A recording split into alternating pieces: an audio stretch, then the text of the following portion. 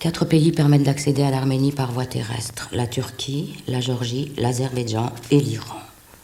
4 portes, dont 2 sont totalement verrouillées, l'Azerbaïdjan et la Turquie. En Géorgie, les conflits armés et l'instabilité politique rendent tout transit aléatoire. La route et le pont menant en Iran sont en projet.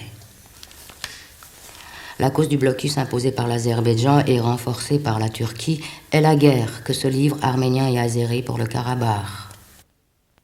Après la mise en œuvre du plan d'extermination de 1915 par les jeunes Turcs, 9/10 des provinces de l'Arménie historique reviennent à la nouvelle République de Turquie. Tandis qu'au Caucase, les provinces du Nakhitchevan et du Karabakh, majoritairement peuplées d'Arméniens, sont attribuées en 1923 à l'administration de l'Azerbaïdjan. Au Nakhitchevan, en 1990, 0% d'Arméniens. Dans les montagnes du Karabakh, la résistance, la guerre, la liberté ou la mort.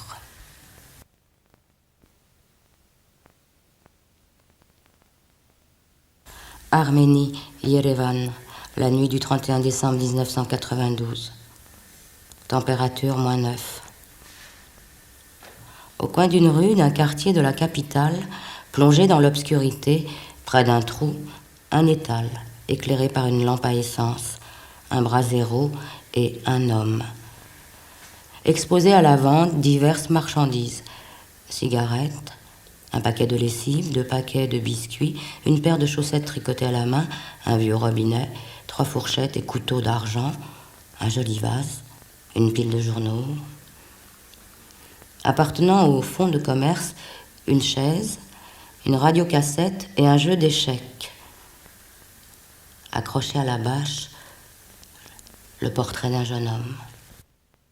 De la radiocassette, musique à faible intensité jusqu'à l'extinction des piles.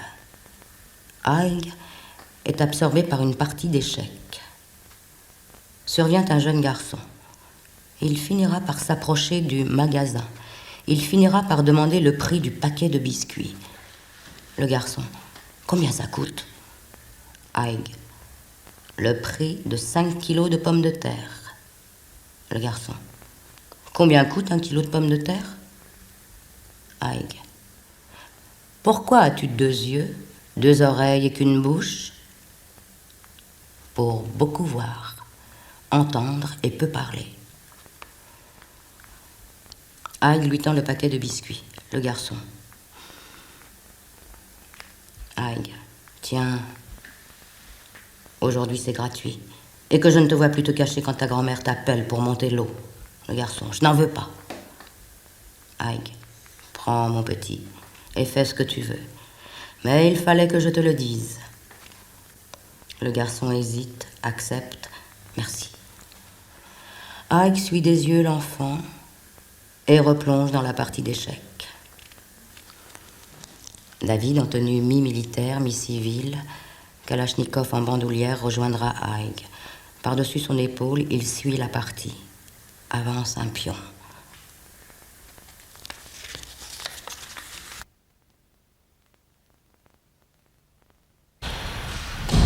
Toi.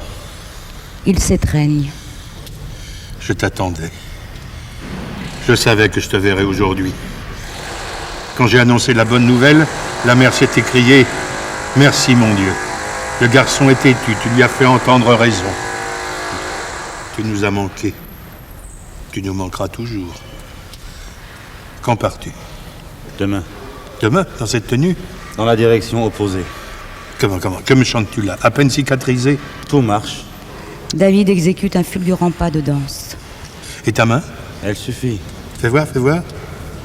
Haig examine attentivement la main gauche de David. L'index et le majeur sont hors d'usage. Non, mon enfant, non. C'est une décision unanime. Nous avons tout fait, les tiens, Diana, tes amis, le ministre de la Santé. Nous t'avons fait connaître. Tu es attendu. Ton cas les intéresse. Ils mettront tout en œuvre pour te rendre l'usage de tes doigts morts. Ne te torture pas. Ne nous torture pas. Va comme l'eau, reviens comme l'eau. Ensuite, tu verras. C'est tout vu. Il y a un temps pour tout. Un nom de combat mérite repos. Ici, ils t'ont ramené à la vie. Ici, ils t'ont ramené à la vie. Accepte qu'ailleurs le travail soit achevé. David, épaulant la mitraillette, dit... Le travail est achevé. Si tu ne sais pas, nous ne savons pas comment sauver le pays. Là-bas, ils savent comment sauver ta main. Que ferais-je de ma main sans mon pays? Que dit ta mère? Elle a pleuré. Tes frères? Loupen ne me parle plus. Tes amis? Comme toi. Tes grands-parents? Elle m'a baisé au front. Il m'a pris dans ses bras. Et Liana? Liana m'a rendu la bague. Elle épouse Sarkis. La jeunesse est une forme de folie. Tu nous brises le cœur. Pourquoi avoir dit oui quand tu pensais non? Les nuits, je souffrais. Les jours, j'étais harcelé par votre sollicitude. Parents et amis m'étaient devenus importuns. J'avais perdu mon meilleur, mon ami. J'avais perdu mon meilleur ami.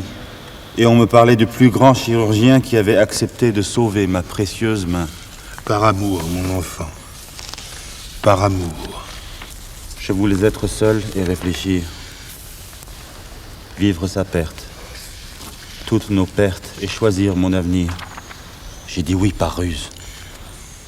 Je t'ai vu naître et grandir. Partager les jeux d'Azad. Les études vous ont séparés, l'amitié vous réunissait. Tu avais un lit chez nous, il avait sa place chez vous. Vos mères lavaient sans distinction vos vêtements. Et nous les pères, nous nous réjouissions d'avoir tant de fils. Ton père n'est plus, je te demande d'accepter. Dans toutes les républiques, on m'a ovationné. J'aurais aimé être une gloire simplement nationale et me produire dans le monde. J'aurais aimé fonder un foyer. Ils feront les enfants que je n'aurai pas. Ces temps-là sont révolus. Notre destin en a décidé autrement. J'ai choisi ma mort. Tu n'as rien choisi. Nous sommes pris au piège, nous sommes obligés de te tuer pour ne pas être tués.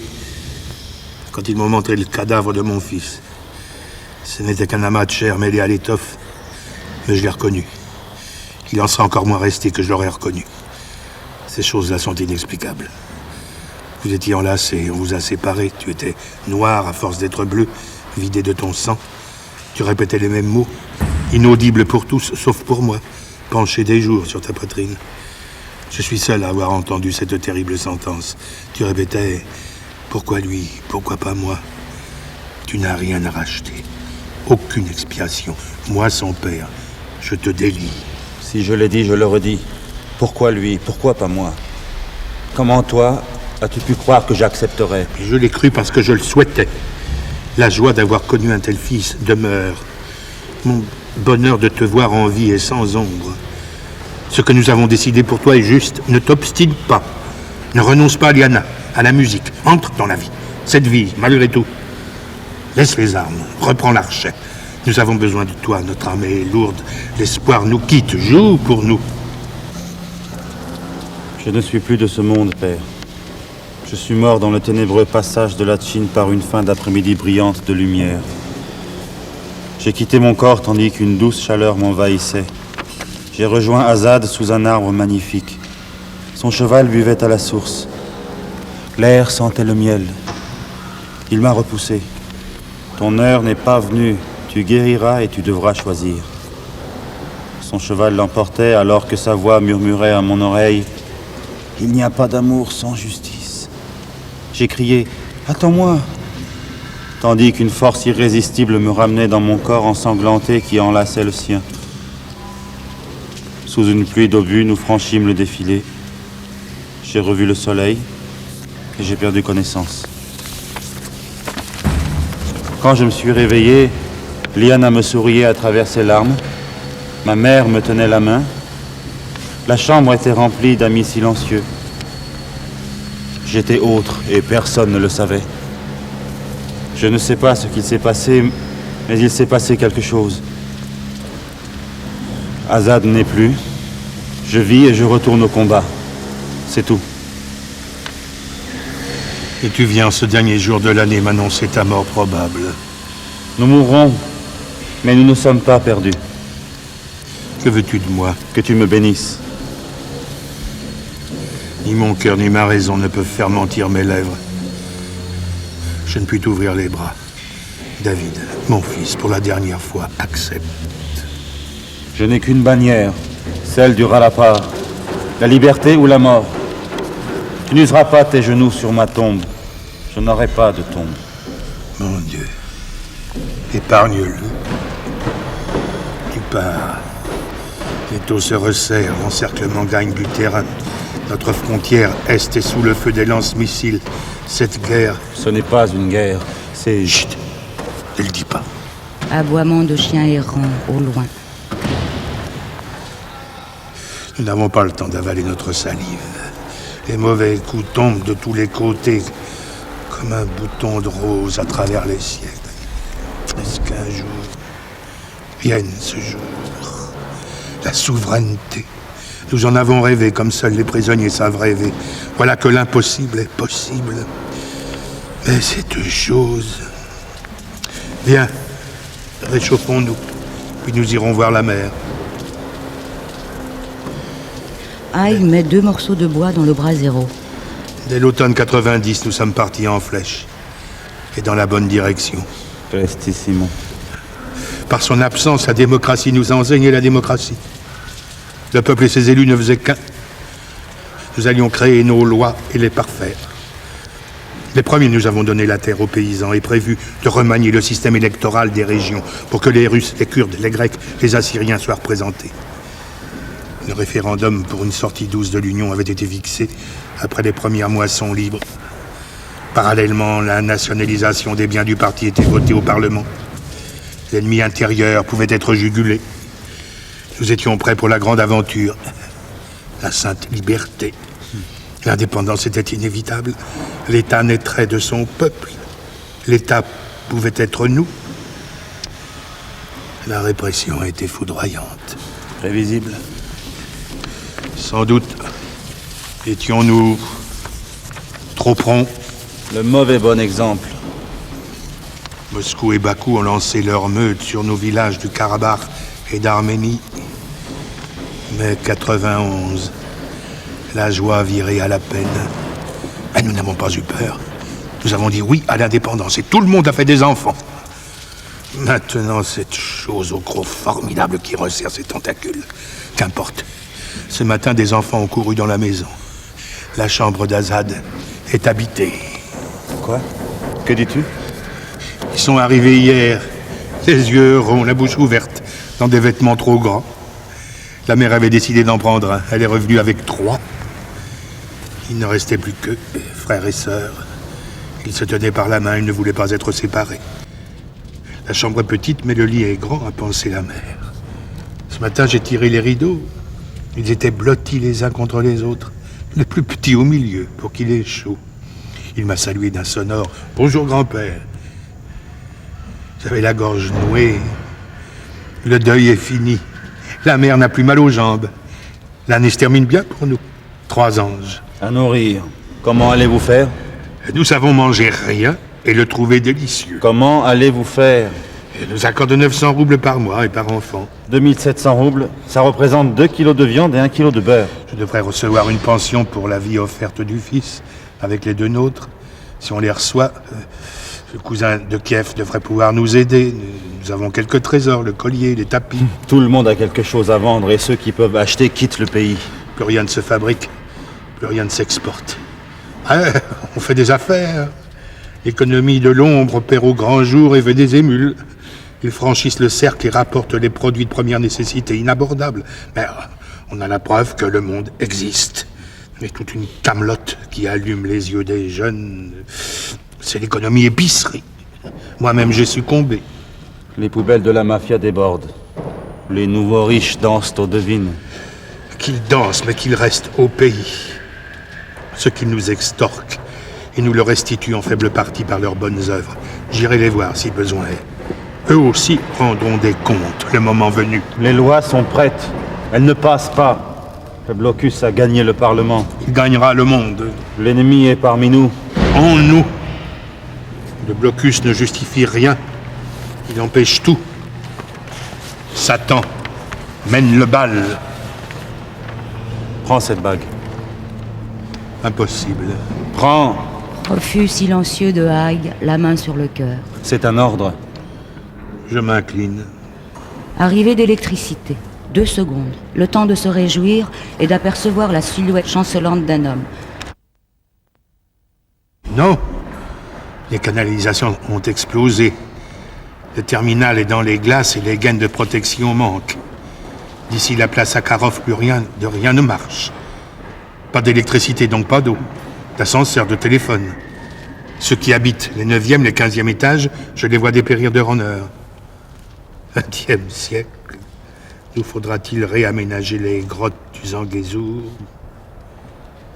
Tes yeux brillent. Qu'est-ce qui t'absorbe?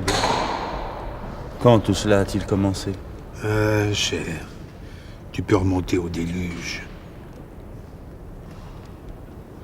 L'an dernier, à cet instant, nous étions tous réunis. Azad et la mère avaient dressé la table. Le pain était bon et le cognac pas frelaté. Liana chantait Gomidas. Tu l'accompagnais.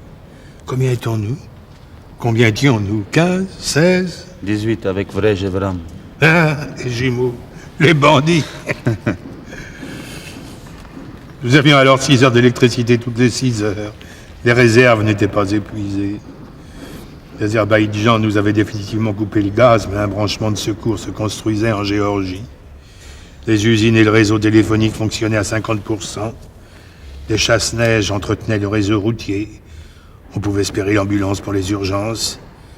La télévision diffusait 3 heures par jour. Nous avions les images du monde. Les écoles étaient déjà fermées, mais les enfants apprenaient l'épopée de David, de Sassoon par cœur. Les fables de Toumanian, de La Fontaine. Il neigeait. Plus de Gorbatchev. Helsinki a pressé le mouvement. L'indépendance nous est tombée dessus. Étions-nous pour autant sortis du ventre de la poupée russe? Nous n'osions nous réjouir, mais nous avions confiance. Nous allions tirer notre pain de la pierre, reconstruire le pays.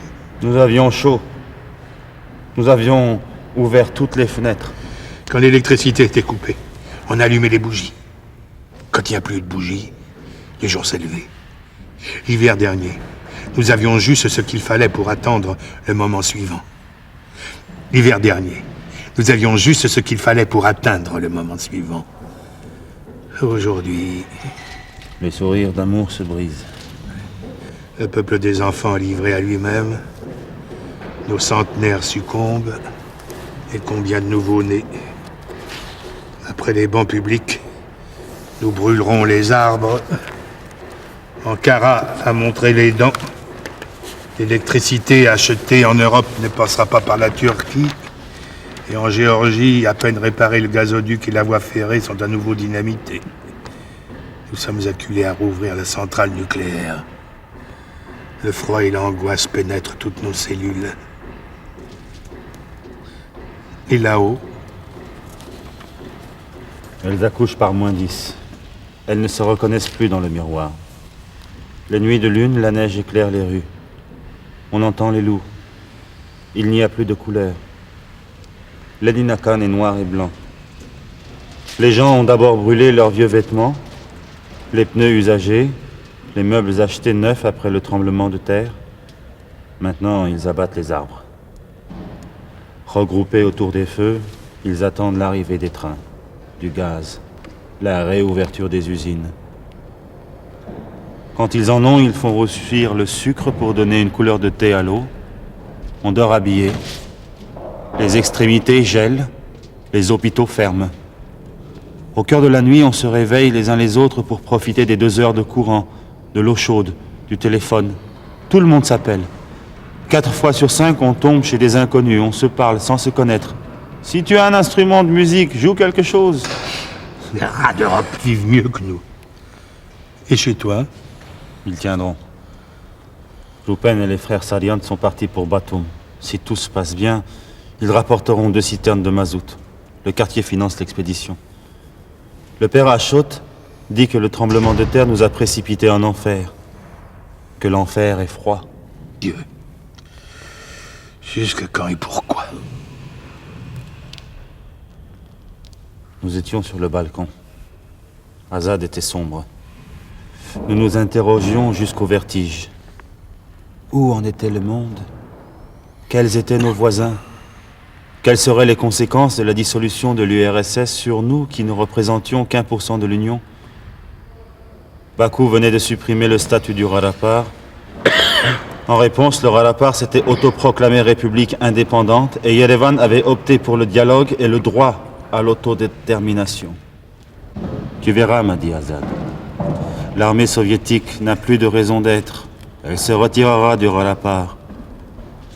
Les militaires azéris détiennent toutes les issues et l'armement lourd. Le Rarapar est totalement coupé du monde. Que peut-il se passer? Le moment était propice. Les anciennes républiques allaient être admises à l'ONU.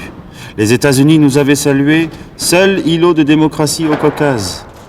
Nous espérions que le Conseil de sécurité demande la levée du blocus de l'Arménie et du Rarapar, invite au règlement politique du conflit et envoie ses observateurs. Ils ont laissé passer l'heure. Oui, la plus haute instance ne s'est pas saisie du dossier Rarapar et la Russie laissa tout le monde s'armer. En attendant... Elle vendrait sa mère, elle a besoin de devises. Elle a besoin du Caucase. Et nous avons besoin de l'Arménie. Elle nous aide en ne nous entravant pas. Du moins, tant que Bakou ne réintégrera pas la sphère russe, la CEI. Azad voyait loin.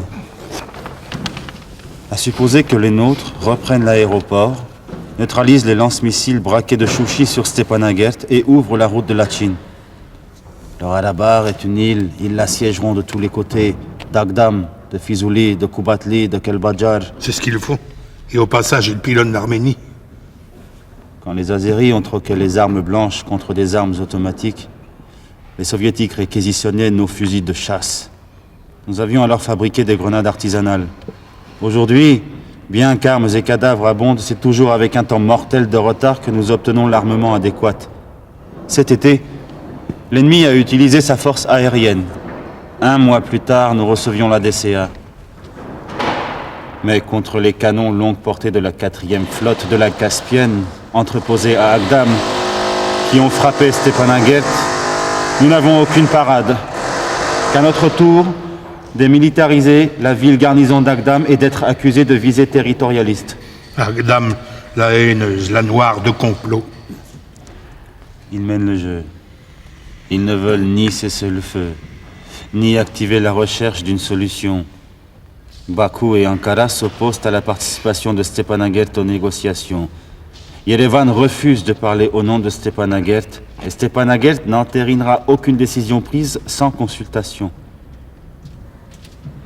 Chouchi a été reprise.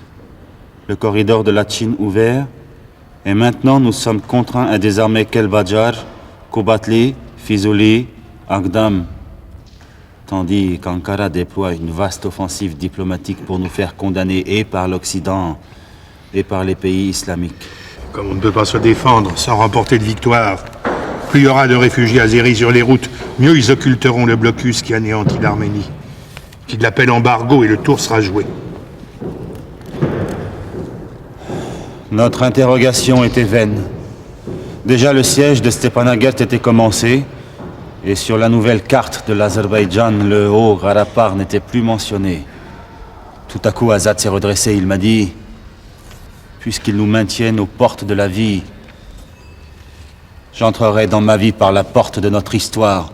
Je vais au Rarapar. » Sans réfléchir, j'ai dit « Je te suis. » Eliana? Le présent l'emportait sur nos serments d'adolescents. J'avais oublié Eliana. Azad s'est retiré, Liana m'a rejoint. Ses yeux brillaient comme la lune et le soleil. Nous regardions la montagne, et la montagne nous regardait. Elle n'a rien dit. Elle savait. Je veux te dire. Azad était le meilleur blé du meilleur champ. Son cœur battait dans sa tête. C'était un stratège. Il nous a ramenés vivants des combats les plus périlleux. Nous nous battions à 1 contre 10, à 10 contre 100, jusqu'à la dernière cartouche. Au fond de nous, nous étions tranquilles et sans haine. Mais à force d'enterrer des civils battus à mort, de récupérer les corps de nos combattants tués par balles et mutilés après coup, de nous blesser sur leurs cadavres piégés, meurtrissure pour meurtrissure. Certains des nôtres adoptent leurs pratiques. C'est un combat d'autodéfense, répétait Azad. Laissons-leur l'avantage de la boucherie. Il en était profondément affecté. Nous sommes tombés dans une embuscade. Les balles traçantes qui l'ont pulvérisé m'étaient destinées. Il s'est jeté devant moi. Je l'ai reçu dans les bras. Les balles m'ont traversé. Il a pris ma mort. Cela aussi, je l'ai su. Pourquoi? Par amour, mon enfant. Accepte. Et oublie. Nous voulions bâtir, créer, renaître du totalitarisme. Cette guerre fait de nous des assassins. Non, fils, ni blâme, ni éloge. La guerre nourrit la guerre. Et ceux qui ne connaissent la domination que par ouï-dire ne peuvent comprendre les montagnards du Karabakh. Ils se taisent. Un ange passe.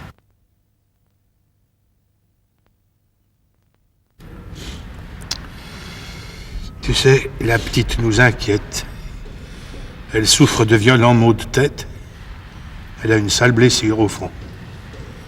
La mère dit qu'elle risque de perdre son œil droit. Mariné, Tu la connais? Mariné, Armen et Vahan. Ils sont de Marara? Oui. Tu les connais? C'était la saison des labours. Postés dans les bois, nous protégions les paysans. Ventre à terre sur son âne, un berger nous signale qu'une colonne de blindés partis d'Agdam fonce sur Marara. Il n'y a rien à Marara. Ni combattants, ni dépôt de munitions. C'est un lieu vulnérable, en plaine, d'aucun intérêt stratégique. Mais il y avait à Marara 300 villageois et des grenadiers en fleurs. C'était la semaine de Pâques. Les enfants peignaient les œufs et tissaient des couronnes de fleurs. Quand nous sommes arrivés... Quand nous sommes arrivés, Marara était en flammes. Nous avons compté 45 cadavres, éventrés, décapités, émasculés. Quelques vieillards et des enfants sortaient des fosses à purin. Armen et Vahan soutenaient leur sœur. Elle avait reçu un éclat d'obus au front. Leur père gisait parmi les victimes. Leur mère a été prise en otage avec une cinquantaine de femmes et d'enfants. Armen passait ses journées à l'hôpital auprès de Mariné. Chaque soir, il nous racontait comment il avait vu un soldat taillader un nouveau-né dans son berceau et lui pisser dessus. Et tous les jours, il demandait à Azad « Quand m'apprendras-tu à me servir d'une mitraillette ?» tu dis que ces 3 enfants, les petits Manoukians de Marara au Karabakh, qui sont maintenant sous notre protection, tu dis qu'Azad, mon Azad, les a serrés dans ses bras. C'est bien ce que tu dis? Ce sont eux. Armen a 10 ans et le petit Vahan Zozot. Mon Dieu. Aïk tombe à genoux. Il prie. L'homme entrevu précédemment s'est rapproché. Aide-moi à me relever. La blessure. Je ne suis qu'un vieux jaloux. J'aimerais te suivre et leur donner la raclée qu'ils méritent. Attention au trou! La mère, quelle femme. Allons lui raconter. Tu iras à l'hôpital Marash. Tu demanderas le docteur Daron Vaspuragan. Tu lui diras que tu es le père d'Azad. Azad le sage. Il fera tout, tu entends? Tout pour Mariné. Il l'enverra en France si nécessaire. Marash. Daron Vaspuragan. Hé, l'ami, il n'est pas assez profond, mais il fait très mal. Merci. Je connais tous les trous du quartier. J'ai dû m'endormir. J'ai vu ma mère me tendre un bol de soupe. Je reviens de l'aéroport. 4 heures d'attente pour nous annoncer que l'avion de Moscou n'avait pas décollé. Demain. Depuis 3 jours, elles sont entassées à Vnukovo, dans l'espoir d'embarquer. Elles n'ont que 15 jours. Nous voulions être réunis. Est-ce bien le moment? Sans elles, le froid est glacial. Excusez-moi de parler russe, j'écorche notre langue, je suis de Bakou. Ne te tracasse pas. Nous aimons parler russe depuis que nous n'y sommes pas obligés. Je te prie, viens te réchauffer. Aïg lui tend la chaise. Zadig s'approche après hésitation. Aïg lui serre la main. Sois le bienvenu. Que la paix soit avec vous. Zadig serre la main de David. Tu y vas ou tu en reviens? Il y retourne. Il va protéger le sommeil des enfants, jusqu'à ce qu'ils aient des rêves d'enfants. Il va chasser les voleurs. T'es un brave parmi les braves. Le carrefour s'efface après le passage des héros. Qu'ils vivent. Coup de feu au loin. Un chien hurle. Ils sont affamés, ils agressent les gens. Ils ont dévoré les derniers ours. L'affreux bruit que ça faisait. Mon cœur me lâche. Des éclairs traversent ma tête. Ma route fatiguée finit dans ce carnage. Ô ma mère, ô mon père, dépecés, aspergés d'essence, le vent a dispersé vos cendres. Quand un accident se produisait dans la grande rue, 100 miliciens portaient secours. 10 000 soldats au port de la ville. Personne n'est intervenu. Ma femme dit que la raison m'a déserté. Ma cadette, ma nostalgie. Ses bras autour de mon cou me manquent. L'absence est mauvaise, sans fête, sans chanson, sans femme, sans enfant. La vie. Est-ce encore la vie? Fou. Pas fou comme notre éléphant. On en mettrait 2 comme lui dans sa peau. La trompe furieuse, il charge son ombre. Quand le sang coule, il s'apaise. Je serre les dents, mon corps tremble. Je suis mort et je marche. Je suis électricien. Je travaille aux eaux. J'étais électricien, il n'y a plus de métier. Il n'y a que des Arméniens plus seuls que Job sur son tas de fumier. J'entretiens par tous les moyens la chaleur. C'est pas ce qu'ils mangent en hiver qui va leur manquer. Nos grands serpents verront le printemps. Mais les autres... Le zoo est l'image du pays. Derrière ces portes fermées, personne n'a le courage de savoir ce qui s'y passe. On débite les cadavres à la hache. Gelés jusqu'à l'os. Du bois. Des racines géantes d'Afrique dans notre Caucase. Tant qu'on a pu, on a nourri les uns avec les autres. Donné les viandes malades aux fauves. Mais le fourrage... J'ai reçu une lettre de Bakou. De Bakou? De main en main. 2 mois pour me parvenir. J'ai essayé. Je ne peux pas vivre à Moscou. Essaye encore, me dit ma femme. Je ne peux pas. Elle ne veut pas venir ici. Les filles ne savent plus. Oh, les revoir une dernière fois. Demain, c'est toujours le même hier. Le sultan rouge, les jeunes turcs, la collectivisation des âmes, le blocus, 1000 manières de nous casser, de tirer la terre sous nos pieds. Ils sont maîtres en astuce. Nous allons en cortège silencieux. Nos yeux lancent des cris, des siècles de mauvais jours. Notre espérance est invincible. Jusque quand, mon gentil Dieu? Comment te sers-tu de nous? De l'écume aux 4 coins du monde. Ils ont tout pris, même la statue du chien qui gardait la porte. Ils ont exhumé nos morts, ils glapissaient de plaisir. Le bruit que ça faisait. Ils allaient tuer, ils avaient la permission de tuer.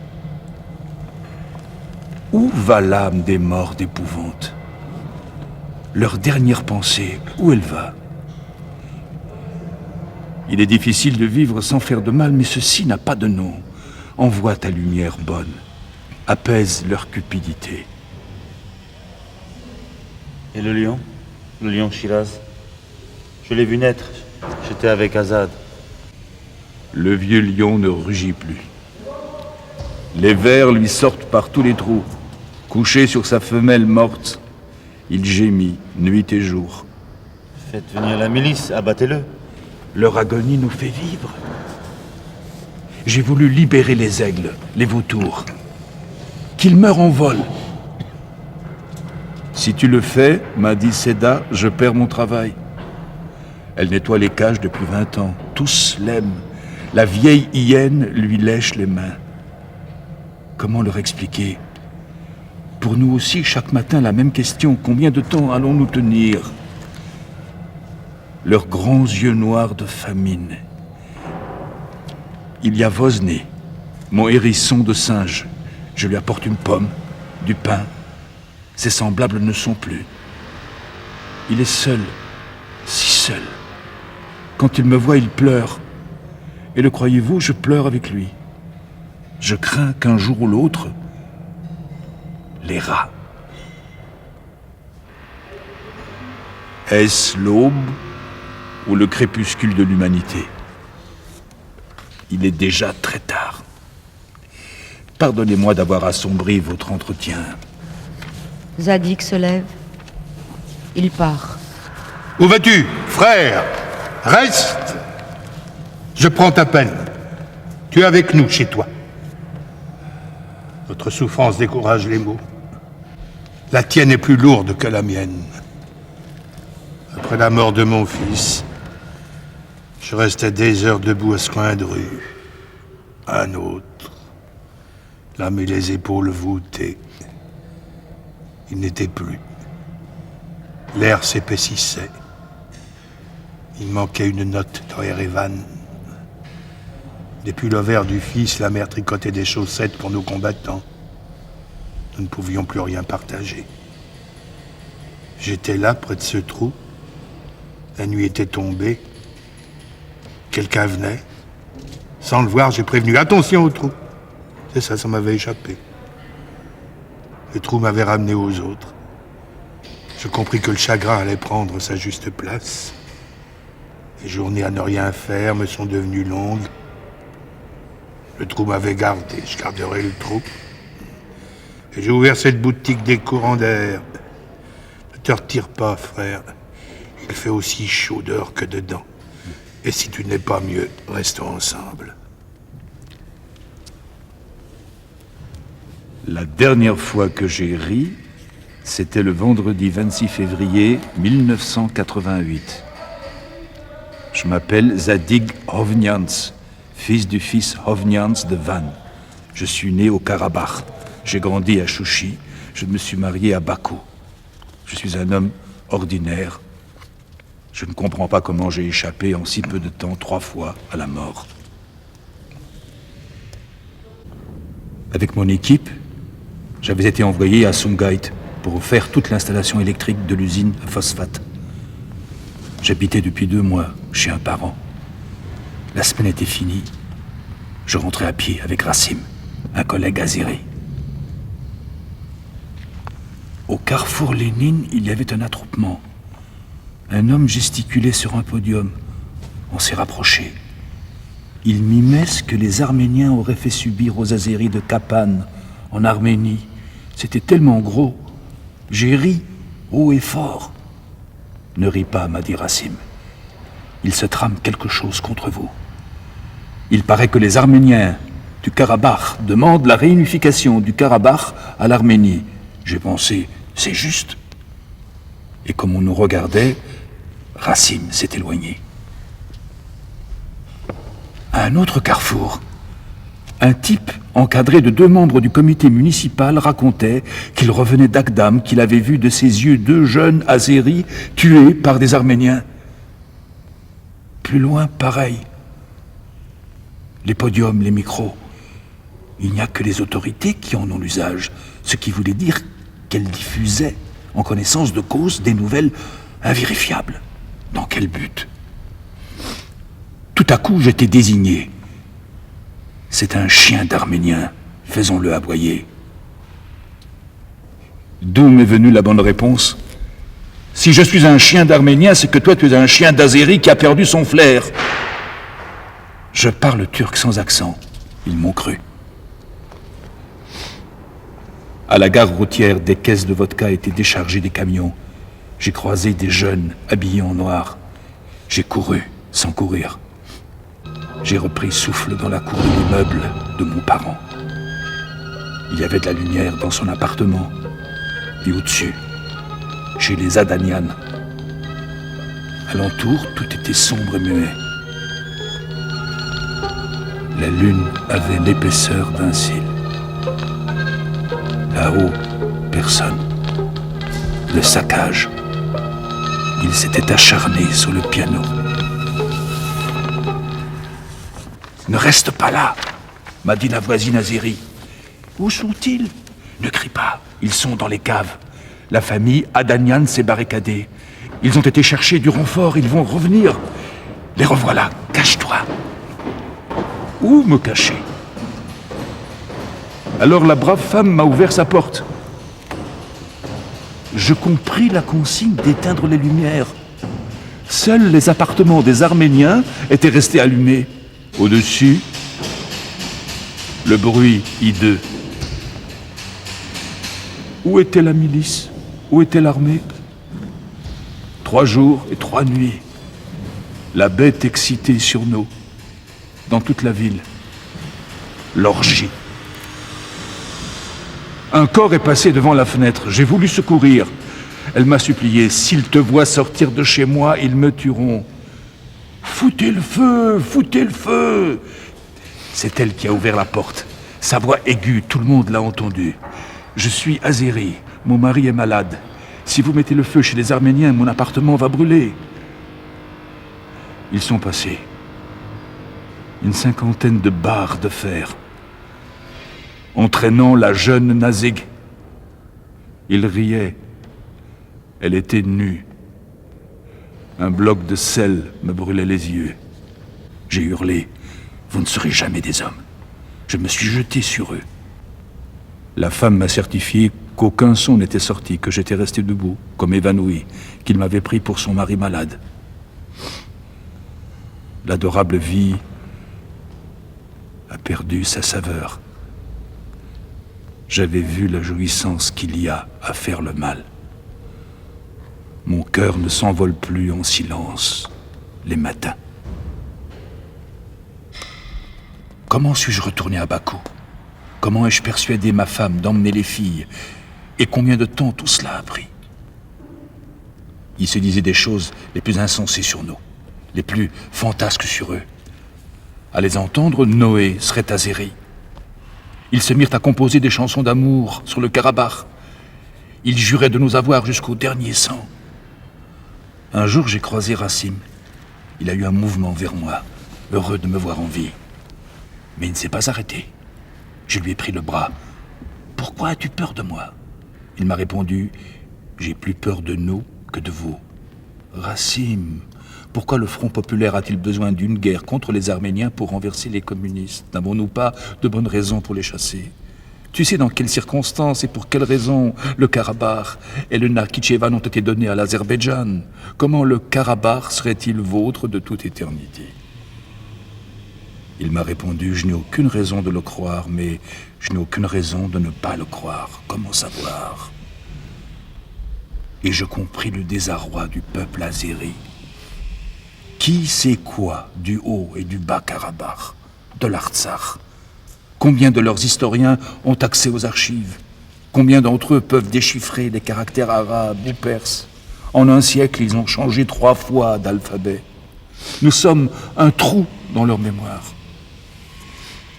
Rassim, suffit-il d'envahir, de changer les noms pour s'approprier? Vos chansons sont aussi belles que les nôtres, mais elles sont plus récentes. Et comme on nous regardait, il s'est éloigné. Il allait sacrifier ses fils au mythe. Karabakh, terre sacrée de leurs ancêtres. L'âme passait dans les couteaux. Ils étaient 800 000 sur la grande place. Les 2 poings dressés, mort aux Arméniens.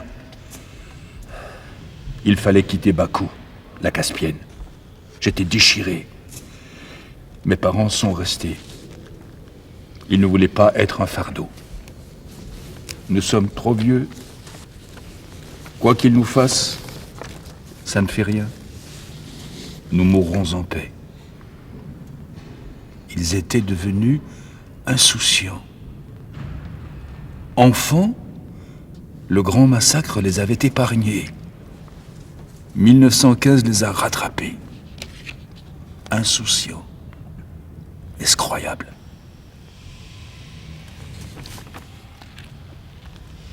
J'ai pris le train. À l'aéroport, on ne nous vendait plus de billets. J'allais en Arménie, chercher 4 murs pour nous regrouper. À l'embranchement d'Agdam, la maudite, j'ai eu le pressentiment que nous n'arriverions jamais. C'est à Kirovabad qu'ils ont fait descendre tout le monde. Ils nous ont triés, enfermés. Chaque heure, d'autres s'ajoutaient à nous.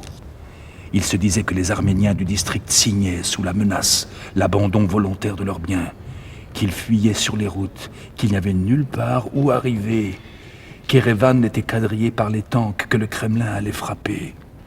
Au bout de combien de jours, sans pain, sans eau, j'ai entendu en russe les femmes et les enfants dehors. Qui m'a poussé dans l'hélicoptère? Je me suis réveillé à Spitak. Le lendemain, j'étais dans la rue. Une enfant m'a demandé l'heure. Il était 12:20. Et, oh ma mère, ses yeux se sont jetés dans les miens. La terre a tremblé. Tous ces cercueils rouges sur la neige. On voudrait oublier. C'est sans fin. Parler comme se taire rend fou. Zadig fouille dans ses poches, sort une lettre. La lettre de ma sœur Ossana. Je dois téléphoner. Elle est restée à Bakou? Son mari est azéri. Elles viennent d'être recensées. La nationalité arménienne figure sur les passeports. Mariage mixte. Elles seraient des milliers. Elles se font le plus petit possible. Ossana n'enseigne plus. Elle dit préférer travailler chez elle. Hey, silence, maman. Elle écrit que les gens commenceraient à nous regretter dans de nombreux secteurs.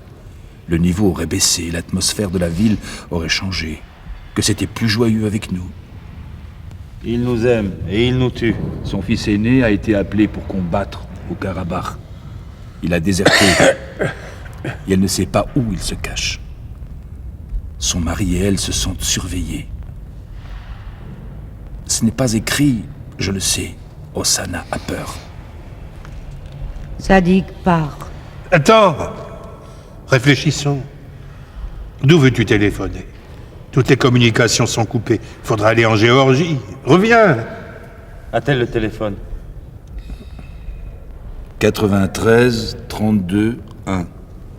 Demain matin, nous irons là où je sais. J'appellerai Tbilissi, ils joindront Ossana et tu pourras lui parler. Sans quitter Erevan, en passant par la Géorgie, je pourrais l'entendre? Est-ce possible? Oui. Tu en es sûr? Certain, c'est un réseau privé. Ainsi, cher frère, nous allons ensemble saluer le premier jour de l'année et souhaiter l'âge de raison à nos voisins, à l'humanité, à nous-mêmes. Car comment grandir la mort aux trousses? Et si tu veux, tant que ta femme et tes filles ne t'auront pas rejoint, viens habiter chez nous. J'ai 3 petits-enfants, je ne vais pas suffire. Et si tu veux encore, nous irons kidnapper ton hérisson de singe. Mes petits ont besoin de rire, et ton Vosti a besoin de leur rire. Fronbrissement. Il lève la tête. L'avion de Moscou?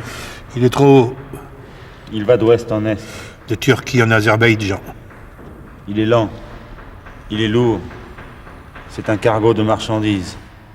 Du plomb ou du coton? Des locums.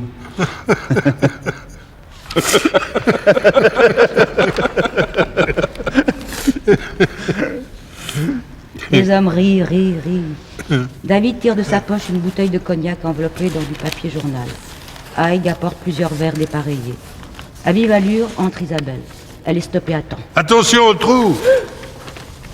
Quel pays, je n'en peux plus. Je veux rentrer chez moi, je veux prendre un bain, je veux me laver les cheveux. Elle pleure. Les hommes la regardent, chuchotent. D'où est-elle? De France. C'est une touriste? C'est impossible. En quoi pouvons-nous lui être utiles? Elle a eu peur, elle veut se laver les cheveux. Pourquoi es-tu seule par une nuit pareille? Je ne suis pas seule, nous étions plusieurs, j'ai préféré rentrer. Pourquoi tes amis t'ont-ils laissé rentrer toute seule? J'en ai décidé ainsi. Pourquoi ne t'ont-ils pas accompagnée? Je me suis disputée. Vous vendez des cigarettes? Celle du pays. Isabelle fouille dans ses poches, dans son sac à dos, son portefeuille. Une photo s'échappe. David la ramasse. La photo d'un cheval. Merci. Tu as un cheval? Oui, Où est-il?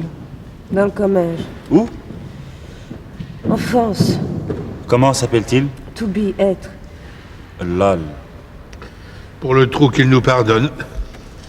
Pour les cheveux, elle peut passer demain entre 10h et midi, nous aurons du courant. La mère baigne les petits, elle lui lavera la tête, dis-le lui. Il dit que... Je vous remercie, demain le générateur sera réparé. Tu connais notre langue? Je la comprends mieux que je ne la parle. Tu parles mieux que tu ne le crois. Elle sait où se laver les cheveux. Elle veut acheter des cigarettes. Je n'ai plus de roubles. $? De là? Oui. Haig et Zadig scrutent le billet de $1. Tout ce tapage autour de toi. Je peux mourir tranquille. J'ai vu le maître du monde. Prends pas froid. Haig plie et range délicatement le billet.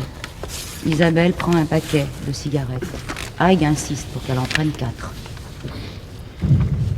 Je vous prie de m'excuser pour tout à l'heure. Je suis pédiatre, je travaille à la maison de santé d'Elernik. Les petits grabataires meurent tous les jours, nous n'arrivons pas à les réchauffer, ce matin encore. J'avais réussi à le faire manger, il reprenait du poids. Mais ça ne sert à rien. À rien.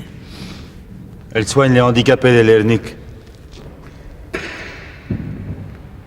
Un enfant qu'elle aimait est décédé ce matin. Hélas. Demande-lui d'être notre hôte, d'honorer de sa présence notre compagnie. Demande-lui d'attendre avec nous la première aurore de l'année 93. Elle verra les neiges du grand volcan s'allumer. Elle verra notre cher Ararat dans la splendeur du matin. Oui. Haig verse à boire, lève son verre. À l'âme de l'enfant qu'elle aimait, à la mort hospitalière, à notre vie provisoire, à l'honneur, à la paix. Ararat peut témoigner, il n'y a jamais eu de paix. Que la paix commence. À cette jeune femme qui partage notre nuit. Comment s'appelle-t-elle? Isabelle. Isabelle, qui a appris notre langue. À son courage, son sourire, à ses larmes. Les verres s'entrechoquent. Genats! Genats!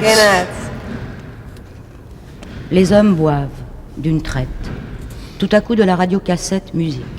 Lerների մեջ կլուխդ բարձր բաց Գանկնունես դու իմ հայրենի Ղարաբաղ Քեդերդ բարձրերը չին ծրնկուն Ձաղգահանտեր սովիտների Ղարաբաղ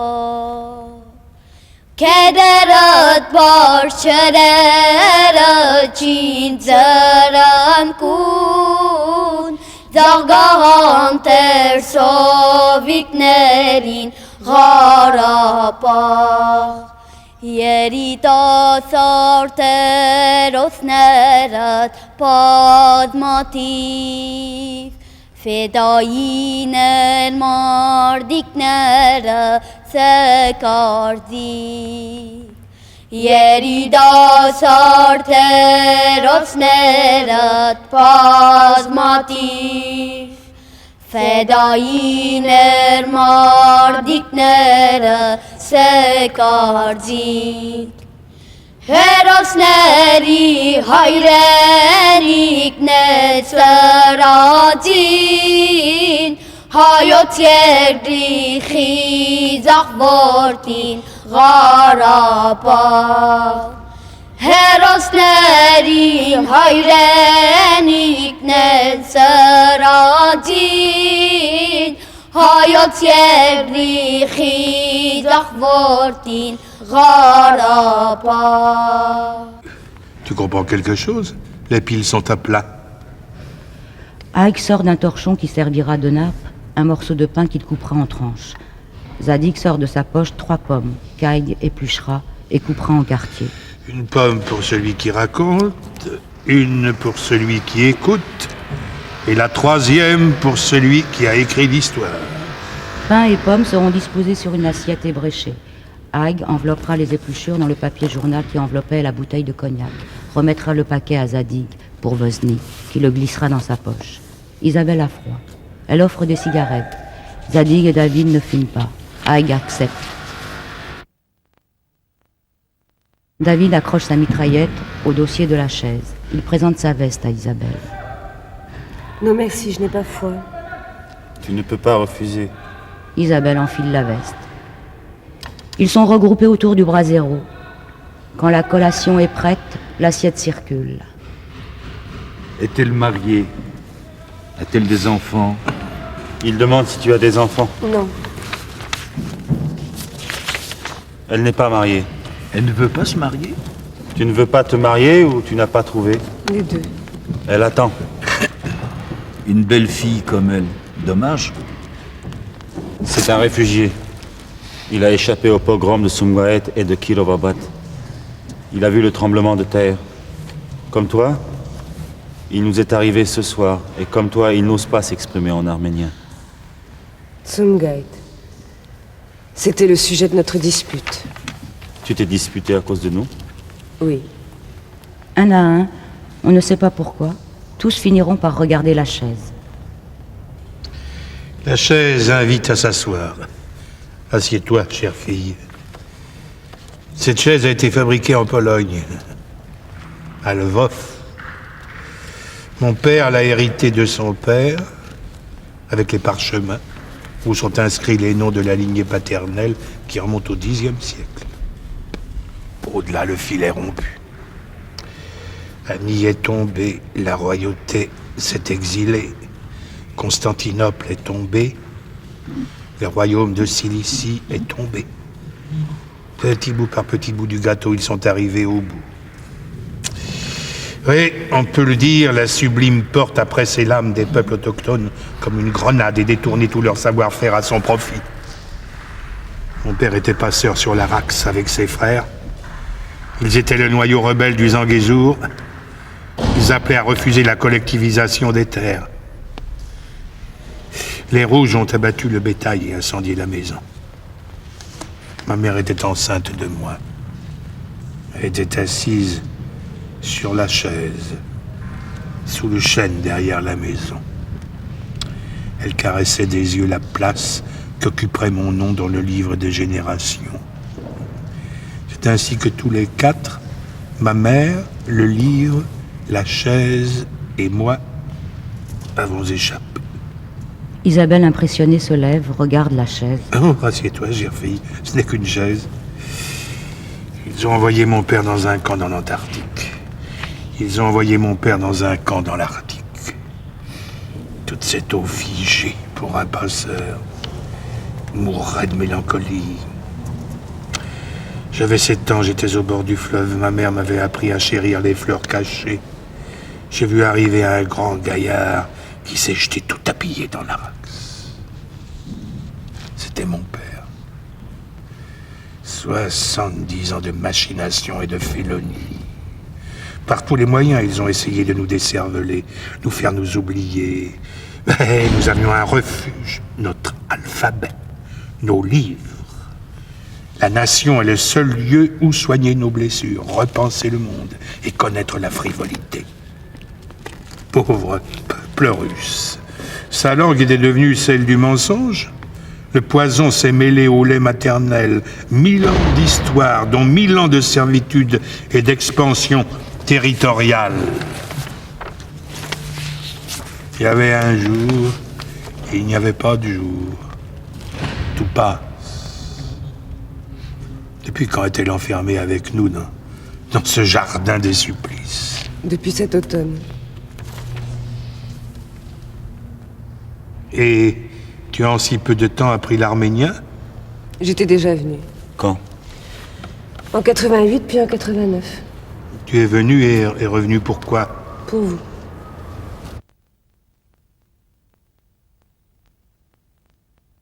À quoi souris-tu? À cette heure-ci, sur les Champs-Élysées, il y a des centaines de milliers d'ampoules allumées. On peut voir scintiller les crachats. Champs-Élysées, Champagne-ski. Chez nous aussi. Regarde. David désigne le ciel sans lune, constellé.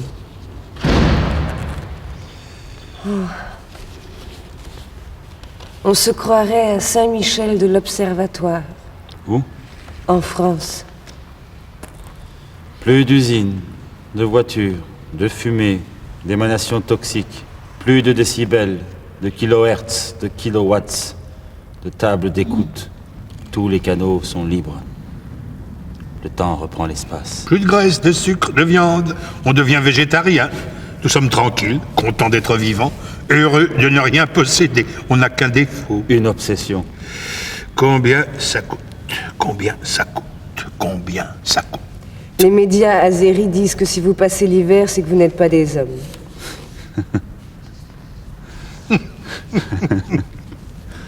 Comment le sais-tu? Notre organisation a une équipe d'Assumkeit. Avait-elle entendu parler de nous avant de venir? Connaissent-ils l'Arménie dans son pays? La mentionnent-ils dans leurs prières? Il demande si tu nous connaissais avant 88. La première fois que j'ai entendu le mot Arménie, c'était au lycée. Nous étudions l'Empire romain et sa politique d'asservissement des royaumes d'Orient. Pour illustrer le sujet, notre professeur nous avait conseillé de monter une pièce de Corneille, Nicomède, pour le spectacle de fin d'année. Je suis reine, Seigneur, et Rome a beau tonner, je ne veux point régner sur votre Bithynie, ouvrez-moi seulement les chemins d'Arménie.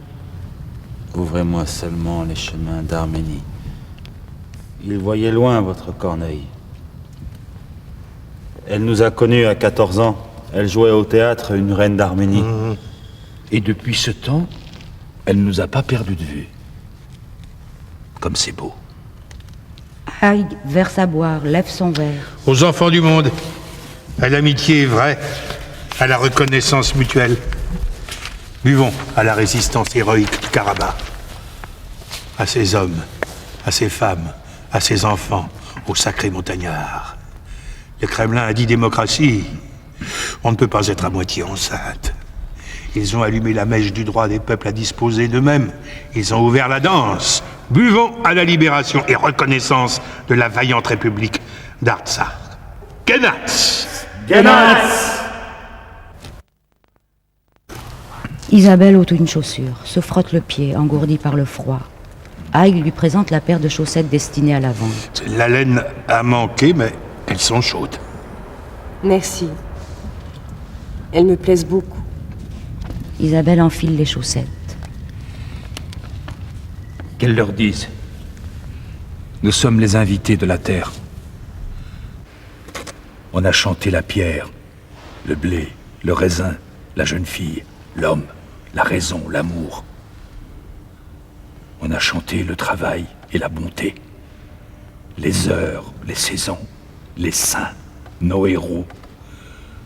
On a chanté la peur, l'Euphrate rouge, les convois de déportés, le vol des vautours au-dessus des charniers. On a chanté les provinces perdues, les jardins desséchés, les cimetières abandonnés. On a chanté l'espoir, nos larmes de chair. Nous sommes fatigués. Nous demandons grâce. Qu'elle leur dise. Ça ne fait rien, nous chanterons le blocus. Le nœud coulant. Nous sommes nés pour chanter. Qu'est-ce qu'il dit? Qu'est-ce que vous dites? Nous nous disions Nous n'avions aucune chance. Nous l'avons saisi.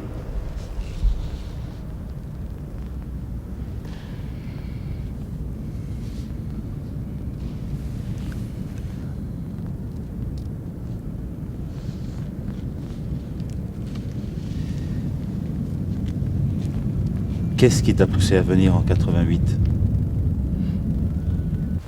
L'homme que j'aimais m'avait trahi. Avec une... Non.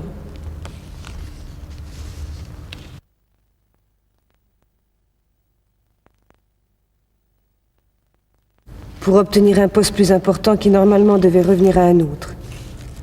J'ai surpris mon ami flattant les mérites de son supérieur alors qu'il n'avait aucune estime pour lui, avec les mêmes regards que quand il me parlait d'amour. J'ai vu un esclave. Il faisait partie de tout ce que j'aimais s'est effondré. J'ai douté, je ne travaillais plus, je ne sortais plus, je n'ouvrais plus le courrier. Je souhaitais disparaître, sans avoir à me tuer. Tu comprends? Je comprends. J'étais abonné à un quotidien. Le gros titre a attiré mon attention. Tremblement de terre en Arménie. Je ne sais pas pourquoi, mon cœur a bondi, je suis venu avec les premiers secouristes. J'ai vu une douleur et des sourires, si... Je ne trouverai jamais les mots pour le dire. Je me suis oublié. Vous aider m'a aidé. J'ai aussi vu Gorbatchev en chair et en os au milieu des cercueils, le doigt brandi, il menaçait. L'homme à trois faces. Il a gardé son chapeau et ordonné la répression. C'était le 10 décembre 1988. À Paris et presque partout, on célébrait le 40e anniversaire de la Déclaration universelle des droits de l'homme. Et ici, le couvre-feu était maintenu. L'ambulance chargée de blessés, il nous fallait subir les contrôles. J'étais stupéfaite, je découvrais le continent soviétique par la plus petite de ces républiques. Je suis revenue épauler les enfants de la zone sinistrée. Avec le temps, ils ne s'agrippaient plus les uns aux autres quand le vent faisait claquer une porte. Le soleil réapparaissait dans leurs dessins. J'étais heureuse de les voir émerger. Les week-ends, nous retournions sur Yerevan. Nous assistions aux meetings qui se succédaient place de l'Opéra. C'était l'agora. Un jour, nous sommes arrivés en retard. Nous avions passé toute la matinée à chercher de l'essence. C'était la fin de l'été 89, le début du blocus. Nous n'en croyions pas nos yeux, ils avaient coulé de l'eau dans le ciment. La reconstruction était arrêtée. Un des garçons du groupe nous a entraînés à fendre la foule. À la tribune, un orateur expliquait que paralyser l'Arménie était aisé. 75% des marchandises transitaient par l'Azerbaïdjan, qu'il suffisait de pousser les cheminots à la grève. Les gens étaient debout, inquiets. Ils se protégeaient du soleil sous des chapeaux pliés dans du papier journal. Ils étaient venus à pied des banlieues les plus lointaines. Ils retourneraient à pied. Une femme a pris la parole. Elle arrivait de Goris. L'armée soviétique avait laissé des groupes armés azéris fermer la route de Latchin. Elle disait que la nuit, les intrusions en territoire arménien se multipliaient, qu'il y avait vol et violence. Elle a conclu sur le devoir de l'autodéfense. L'indignation embrasa tout le monde. Je redoutais un mouvement de foule qui aurait été mortel. Il y eut un grand silence. Un silence de pierre. Tous les poings s'étaient levés. Les têtes baissées. Tu y étais? Oui. J'étais seule au milieu de centaines de milliers de personnes. Seule au milieu de ce silence. Étrangère, comme dans la prière de quelqu'un d'autre. Une singulière émotion m'avait envahi. J'ai fermé les yeux. Et soudain, j'ai vu, avec précision, alors que je ne l'avais jamais vraiment regardée parce qu'elle était depuis toujours posée sur le buffet dans la salle à manger chez mes parents.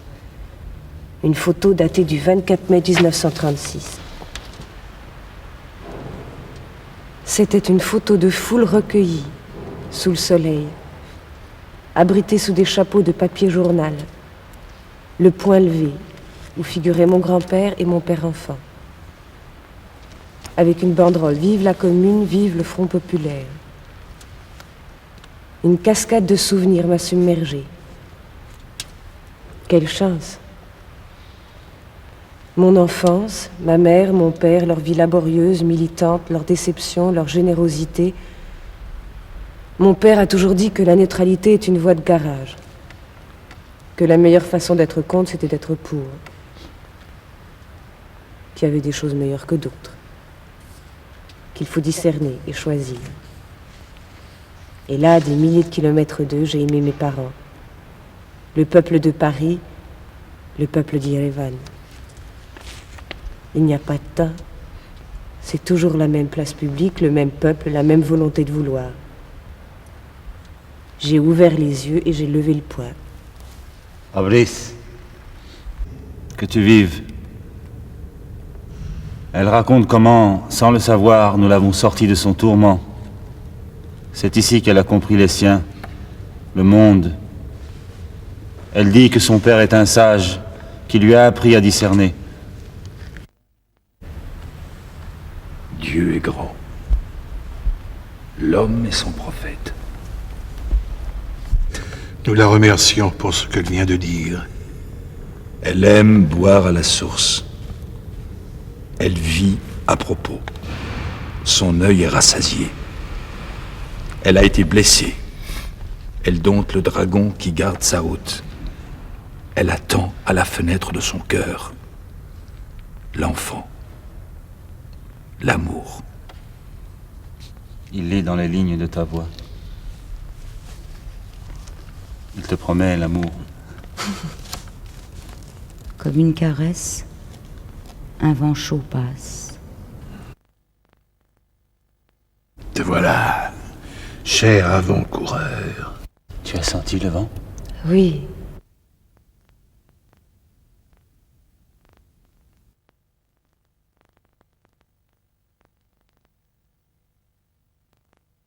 Il est précoce.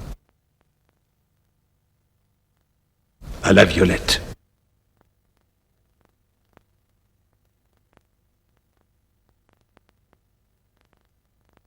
À l'esprit des airs, des eaux, des forêts. Ô terre, ô terrible secousse. Si tu as dans tes entrailles quelques lacs de pétrole, donne-les-nous. Buvons à la patience. Buvons à nos courageux garçons. À David le sans-peur qui retourne au combat sans souci de retour. Que Dieu te protège. Ike se tourne vers le portrait du jeune homme, accroché à la bâche. À ceux qui, hier comme aujourd'hui, à l'heure du danger, ont quitté leur lit sans reproche. Pour ceux qui les ont regardés partir et ne les ont pas vus revenir. Qu'ils siègent dans l'assemblée des justes, ô magnifique, à notre cher Azad. Ike et David entrechoquent leurs verres, tous boivent. Ike reverse à boire. Ce verre, buvons-le à la santé de notre frère de Bakou, qui sait souffrir sans haïr.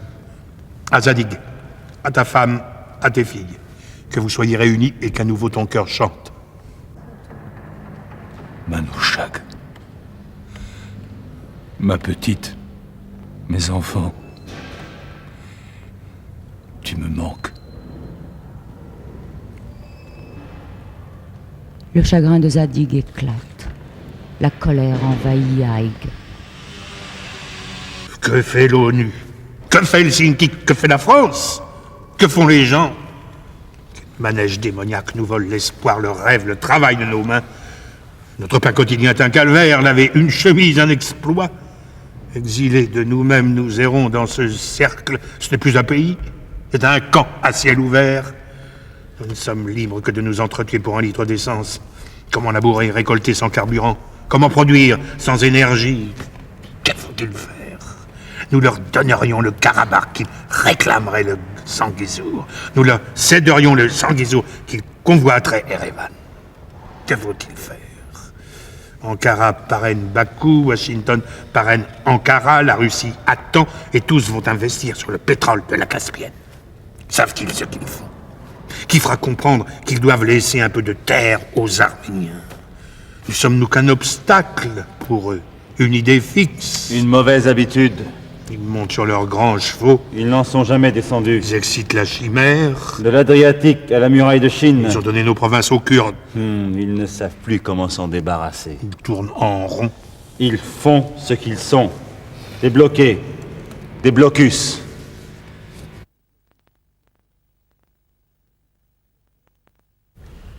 Vous savez, la France, à chaque seconde n'est déjà plus cette France que vous aimez et qu'elle n'a jamais été. Vous savez, le citoyen est coupé en deux. La politique étrangère lui reste étrangère. Sous les républiques, les peuples, vous et nous, diabolisant la nation. Vous savez, le décalage horaire, le réel, le fantasme, la réalité virtuelle. Le Oscognac. D'autant que la France a maintenant 12 têtes, qu'il y a de quoi perdre la tête, et avant que l'Europe soit aussi belle qu'aurait pu l'être la France, elle peut s'exacerber, devenir méchante. Vous savez, l'intelligence artificielle, le veau d'or, le stress, les variétés, l'emploi, le challenge, le GATT, le code de la nationalité. Tu dis que la France a vieilli. Autrefois, nous avons ajouté la lettre F à notre alphabet pour pouvoir la nommer. Pour nous, elle reste la plus belle. Elle est la liberté. Tu nous dis caduque, et vous tragique, ça ne fait rien. Les droits de l'homme sont morts, vive les droits de l'homme. Aïk s'éloigne. Zadig va et vient. C'est naturellement qu'il se retrouve penché sur le jeu d'échecs. Isabelle s'est recroquevillée dans ses pensées. David a pris refuge dans la position accroupie. Il est mort de froid dans mes bras. J'ai eu honte. Il s'appelait Aref, soleil. Il avait 8 ans. J'avais réussi à le faire manger, asseoir, rire. Je lui avais appris. Il était un petit navire qui n'avait jamais navigué. Oui, oui. Il m'appelait maman.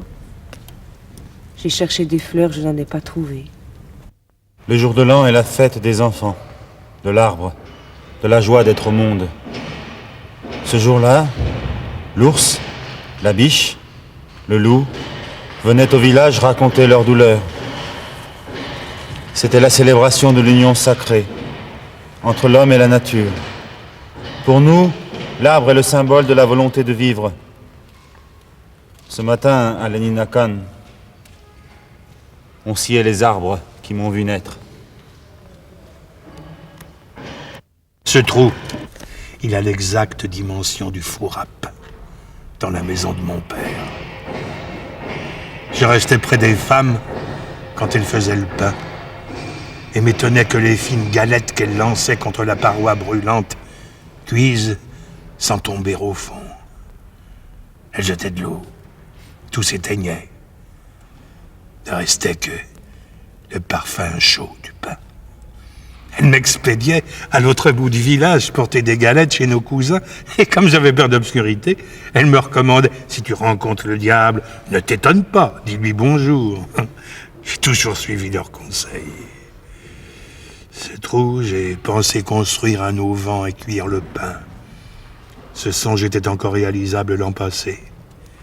Je n'avais alors aucune raison de m'intéresser à lui. Azad était en vie. Faudrait tous les reboucher. Le cœur paisible, tremper son pain dans la fontaine. Un ballon blanc flotte au-dessus d'eux. Aïe et Zadig ne le voit pas. David attrape la ficelle. Une lettre. Isabelle Renaud, mission humanitaire, Lelernik, Yerevan, Arménie.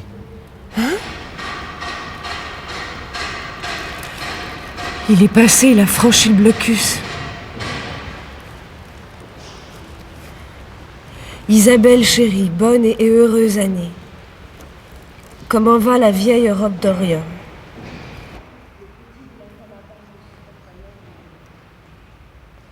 Donne de tes nouvelles. Baiser. Martine, Laure, Jérôme, Malik. Les bras m'en tombent. Ce sont mes collègues de l'hôpital, mes amis. David tord le ballon à Isabelle. Elle tient la ficelle, puis la lâche. Le ballon s'élève. Pour Aref.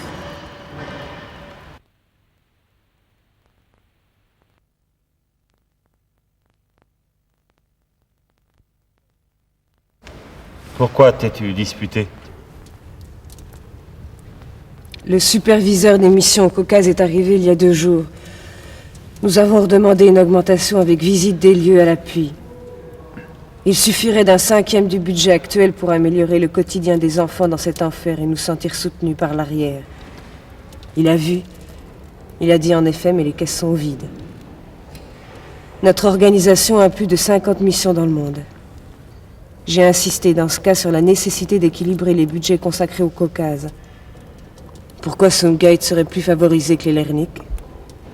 Il a évoqué les carences, la pollution, les difficultés de l'Azerbaïdjan, la guerre. Je lui ai rappelé le blocus. Et la dispute a éclaté sur les torts et raisons de chacun. J'ai rompu la règle d'or de l'humanitaire.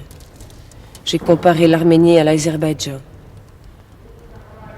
Au nom de quoi faut-il davantage aider les civils d'un État ouvertement non démocratique que les civils d'un État qui légifère l'État de droit? Il m'a dit « Stop, tu outrepasses la déontologie de notre association. » À force d'être en dehors du politique, on n'est plus nulle part. Le ton a monté.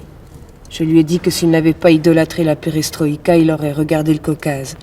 Et comprenant le Caucase, il aurait anticipé au Balkan. Et que tout cet argent aurait servi la vie et non la survie. Et je lui ai rappelé que justement, après Sumgait, les Arméniens s'étaient dominés, qu'il n'y avait pas eu de massacre d'Azéris en Arménie. Il m'a traité d'emmerdeuse. Je me suis étonné qu'il ait applaudi au 7 Oscar de Danse avec les loups et qu'il soit aussi borné. Il m'a signifié que puisque mon contrat s'achevait, il ne serait pas renouvelé. Je l'ai traité de connard et je suis parti. Il n'y a que Babette Chamfort qui m'ait soutenu jusqu'au bout. Connard, c'est comme salopard? Non. Si, on peut dire qu'un salopard est un connard, mais tous les connards ne sont pas des salopards. Et tu as claqué la porte? Tu as marché sans crainte dans la nuit? Tu as failli tomber dans un trou et tu nous as maudits. Avant le trou, j'ai été attaqué par un chien. La milice a tiré, il faisait sombre. C'était moi ou le chien. Ça a été le chien.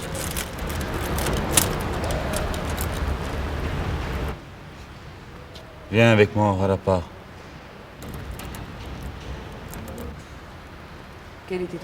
Quel était ton métier? Violoniste. Virtuose.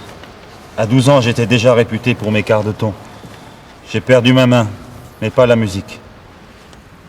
Viens, Ralapar. Je te donnerai un cheval.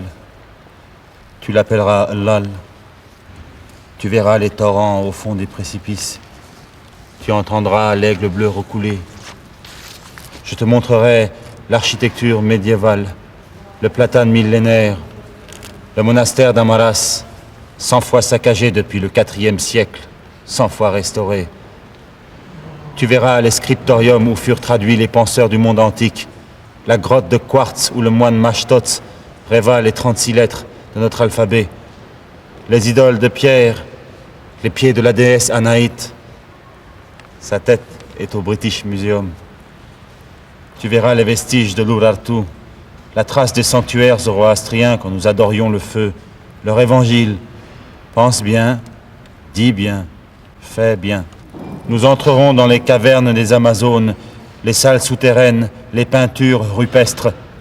Dans l'antre des montagnes, tu colleras ton oreille et tu entendras le tintamarre des glaives déferlant des 4 points cardinaux et le chant des partisans. Quand fais-tu la guerre? Ce n'est pas une guerre, c'est un acte de libération. Nous sommes des hommes, puis des Arméniens. Mais l'intangibilité des frontières, l'intégrité territoriale. Qui est Staline qui a livré le Ralapar à l'Azerbaïdjan? Où étaient les Turcs quand les moines de l'université d'Amaras taillaient leurs plumes? Viens, nous irons à Chouchi. Je te montrerai les 4 portes par lesquelles nous l'avons reprise et soulagé Stepanakert sans défense en contrebas. Tu comprendras la couleur rouge sang des cellules de la prison. Un seau d'eau effaçait les éclaboussures. Par les 40 marches, nous monterons à la terrasse des pleurs. Les roses y sont immortelles. Nous boirons l'alcool roux du mûrier. le miel de Karindak, le parfum archaïque de l'air. Le Rarapar est une terre vierge. C'est la seule œuvre de Bakou. Pendant 70 ans, la nomenclature a détourné les fonds destinés aux Arméniens de la région autonome pour qu'ils partent. Les paysans éventraient leurs matelas pour faire le poids de laine exigé par les plans quinquennaux, revus et corrigés par Bakou. Mais ils sont restés.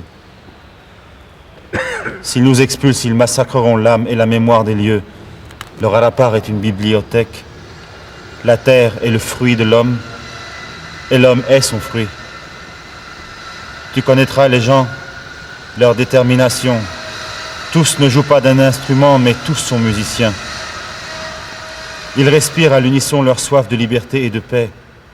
Viens, viens. Il y a beaucoup d'enfants sans foyer.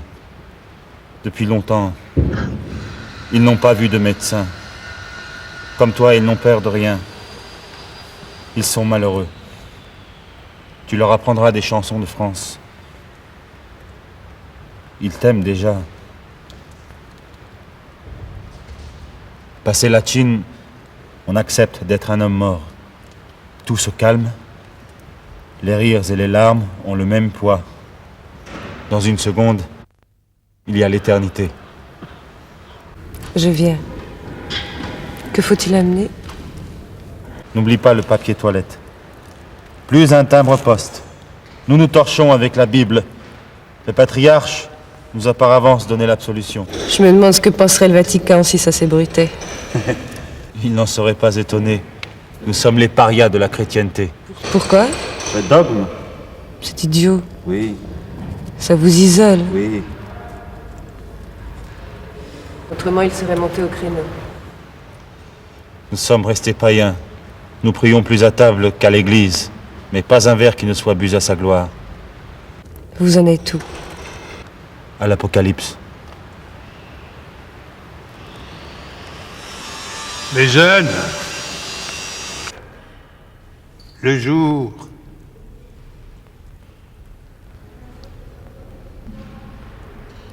Il regarde l'aurore rose sur les neiges de l'Ararat. Isabelle murmure, c'est mon plus beau réveillon.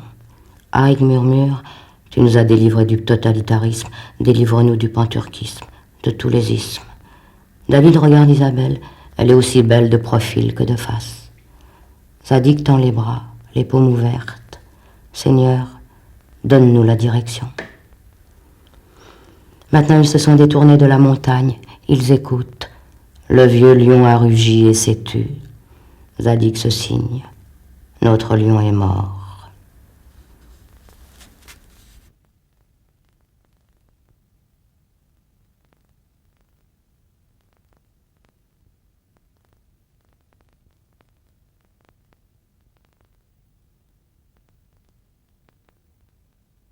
Le jeune garçon, est-ce lui ou un autre, légèrement vêtu en haillons de couleur flamboyante, présentera une jarre de soupe fumante à Zadig. Isabelle et le garçon se regardent. Est-ce un rêve? Haïg. Qui es-tu? Il me semble te connaître, mon garçon. Où habites-tu? Comme une flèche, le garçon part. Tous. Attention au trou! Le garçon est arrêté à l'emplacement du trou. Il tape du talon. Il n'y a pas de trou. Isabelle a peut-être murmuré. Merde, encore un miracle. Zadig tendra la jarre de soupe à Isabelle. Elle boit. À leur tour, Zadig, Haïg et David boiront. Haïg. Allons voir la mer. La vie continue.